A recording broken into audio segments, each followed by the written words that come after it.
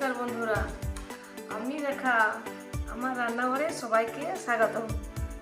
আজকে আমার রেসিপি বেগুনের ভর্তা। এখানে আমি দেখুন দুটো বেগুন নিয়েছি, তার সাথে একটা বিলাতি নিয়েছি। দুটো বেগুন আর বিলাতি কেটে নেব।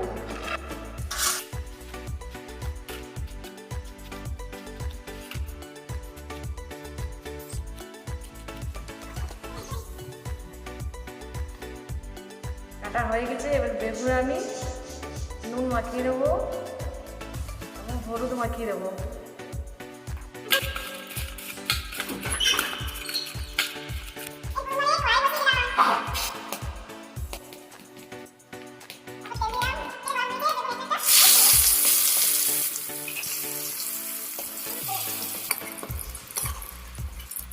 বেগুন ভাজা হয়ে গেছে, এবার বেগুনকে উঠিয়ে নেব।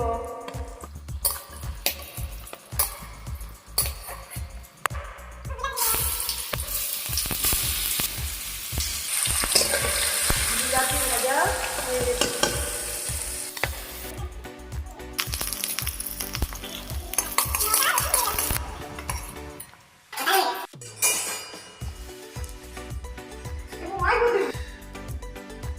নুন দিয়ে দিলাম, তার সঙ্গে পেঁয়াজ কুচি দিয়ে ভালো করে মেখে নেবো। করে রেখে চকুতে মেখে নিচ্ছি।